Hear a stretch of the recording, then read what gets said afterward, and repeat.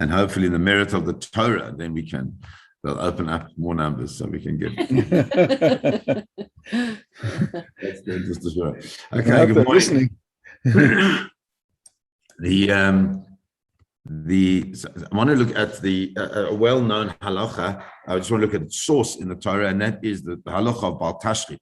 So Bal Tashchit means that we don't destroy anything unnecessarily, and it's based on the psukim in the parasha which deal with when you go to war.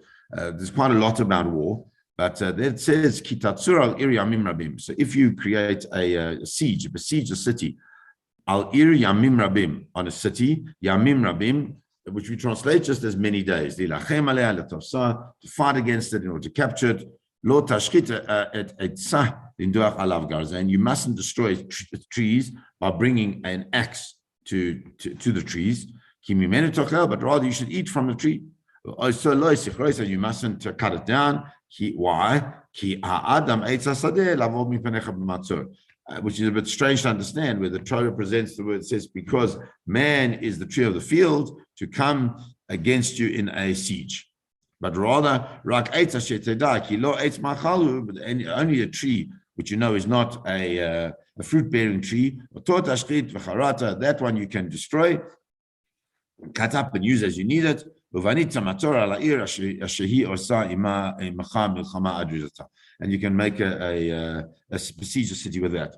The Rashi points out that the language of the psukim is a bit strange, because the language of the psukim is kitatzur al ir yamim rabim. If you make a besiege city for many days, what does it mean for many days? What number is that? The Torah always is specific in some way. So Rashi points out yamim, whenever there is a plural without a number, it means two. So yamim means two. Rabim, what is yamim rabim means three. And from that Rashi says mikan amru, from here we learn ein tsarin al ayarot shall goyim pachot mishlosh yamim kodim l'Shabbos, that you don't create a siege on the cities of the goyim 3 days, less than 3 days before Shabbos. So that's number one, that you don't, even though you're at the time of war, even though there are difficulties and things that you have to contemplate, it seems to be that what Rashi is saying is that the primary focus always has to be, right, where do we put Shabbos in our lives, which is quite an amazing thing. And therefore, we've got to make sure that even when we're at a time of war, we want to besiege a city, we don't do it less than 3 days. But I saw an amazing idea that if you do it prior to the 3 days, then Shabbos is pushed aside if you're in a time of war during the days during Shabbos whilst you're in that period of war. It's interesting that we find in other places that it's not only time of war. The Chitzkuni points out that there are 3 places that Shammai HaZaken said that you mustn't do 3 days, less than 3 days before Shabbos. The first one is Mafligin is Asfina Liyam HaGadol. You shouldn't go out on a boat less than 3 days before Shabbos. That's talking about when you're going on a long journey. Obviously, if you're going from one port to another port within Eretz Yisrael, you can do that. But if you're going on a long journey, you shouldn't do it less than 3 days. And there are different opinions around why that is. Part of it is that for Oneg Shabbos, you need about 3 days to settle on the boat, and then you're okay. And there are other reasons as well. But that's what he's saying. This whole idea is to ensure that Shabbos, if it's able to, is still able to have the importance that it needs to have. Then carries on the Torah, the Rashi says that v'limeid, we learn from this, shepotach b'shalom shnaim or shloisha yamim.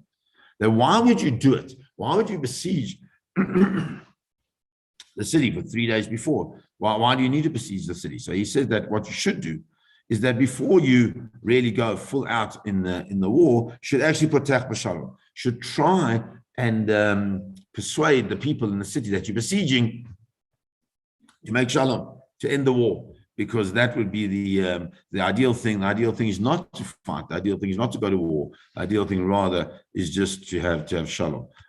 So it says, so what you're not allowed to do, we're not allowed to cut down these trees. Why? So the Torah seems to say, when it says ki ha'adam eitz hasadeh, would seem to say that's a reason. But it doesn't make sense. Well, you're telling me that the man is a tree of the field. So Rashi says, ki adam hare ki, in this case, the word ki is actually a word of dilma. It means perhaps. Why? What does this mean? Shema ha'adam eitzes hadeh ikanes b'soch hamatzur. He said, he says, are you saying that why would you cut down a tree, especially a fruit tree, that you can benefit from? Why would you cut down the tree? Are you saying that you're worried that the tree in some way will impact on your besieging of the city to the extent that you have to, if you saw a person who was coming into your besieging encampment, you'd have to obviously take them and you'd have to block them away. Why do you have to do that to the tree? The tree's doing nothing to you. The tree's not going to go, and when you actually get into the city, it's not going to in any way,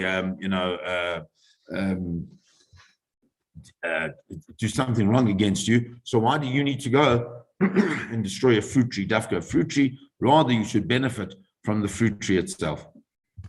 The Chizkuni says that Kimimenu Tochal says the reason why is because when you're in war, sometimes we get so focused about the space that you're in at that exact present time that you forget there's a future.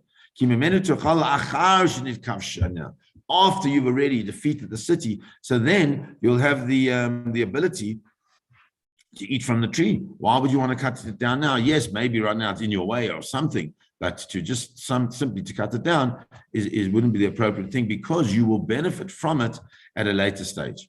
The Netziv points out something which is quite a big thing, that there's this idea not to cut down fruit trees, and that he brings out that from the Gemara in Makos that says there's a person who cuts down a fruit tree, that it's not an appropriate thing to do. It's not an appropriate thing to do because it's something which is alive, it's something which gives, it's something which benefits people. And if that's the case, then it should not be something that we would want to destroy in any way, shape, or form. In fact, he says, Mikan lamadnu gamal share itim. From here, at this passage, we learn even in other times that a tree which has fruit, that the punishment on those that cut it down is really a problem. Is more than other things. In other words, we know that you're not allowed to destroy things that you can get benefit from. That's the mitzvah of al tashkit. But something in the fruit tree itself, in the cutting down of a fruit tree, is something that we want you to really avoid. I remember many years ago when we in our house in Cape Town, we had a tree. I can't remember what they're called. So those little like yellow fruits. Was like stuck in the middle of the garden, and we wanted to put it in a pool, and I was very concerned, like, can you cut it down? Can't you cut it down? So I asked the Shaila, we could cut it down because there was no other choice, but we had to replant the tree somewhere else.